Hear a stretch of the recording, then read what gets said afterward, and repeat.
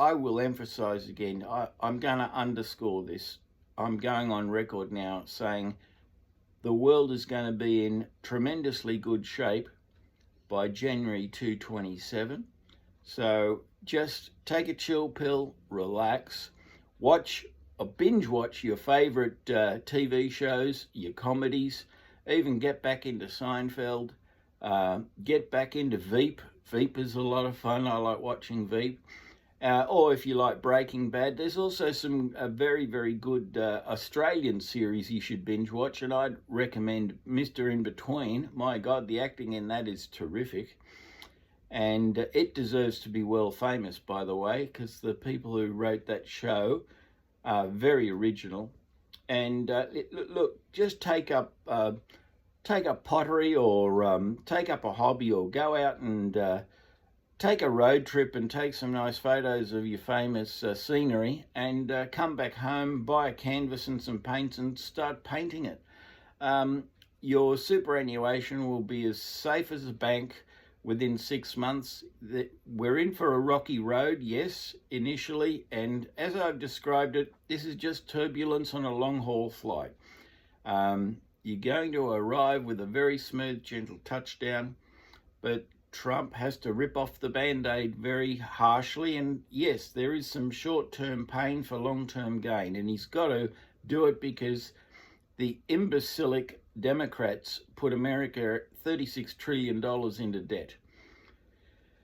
Now finally, just in wrapping up, bit of a concern is Trump's threat to bomb Iran if they don't comply with his demands over allowing nuclear facility inspections by independent observers. Look, that could rattle the markets even more, I admit, and we have an election coming up here in Australia on the 2nd or 3rd of May. When is it? I think it's the 3rd of May. And there's a little bit of indecision amongst voters, according to the latest polls. And John Howard, our former Prime Minister from the mid-90s to, I think, 2005 or 2007, he said that Australians are historically 40% Labor, 40% coalition with 20% undecided. And that's where the battle is fought. If this bombing Iran threat is to be taken seriously, and Trump doesn't mess around, he says what he means and he means what he says. Look, Iran has to comply. They've got to allow these inspections. There will be bombing of Tehran if they don't comply. And with our Australian election, this could play into Peter's favour on the coalition side, Peter Dutton, because he is perceived as the far stronger leader. He is, as I've said before, he's an ugly bastard, but I like him, and it was very good of him to quickly admit he'd made a bad mistake with stopping people working from home and sacking 80,000 public servants or something, and instead switching that to no people already employed will lose their jobs. It's just in future over 8 years they'll bring down the public service workforce by 80,000. That was good. We all make mistakes, and I like the way he apologised. He faced the music, he took the humiliation, and that's the sign of a good leader. So if in war, Australians will lean towards the coalition in this May 3rd election, or May 2nd. I've got to check my calendar.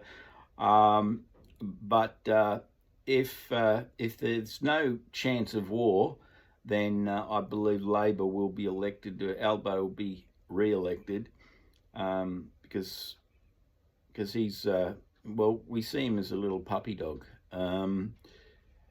even coalition people like him, but they don't respect him, if you can understand that.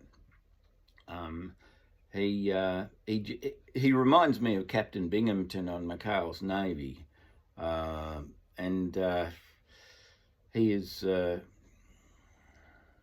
I don't know, there's just something about him. He sort of lacks a few brain cells, if you ask me. But I think he does mean well, and I think if he does get elected, it'll just be a case of the worst of two evils. Not that I think Peter Dutton is evil or even Albo is evil. I just think one is borderline incompetent and the other one is competent but not outstanding. So we don't have great leaders here in Australia, but in times of war we need bipartisan leadership. So if Iran gets bombed and Third World War is going to be declared, I do not think that Albo will be in the leadership of Australia any longer. I think he'll be voted out on the 2nd or 3rd of May. And I think Peter Dutton will be Australia's next Prime Minister if there's a good chance of war. But if there's a good chance of peace, I think Albo could be re-elected.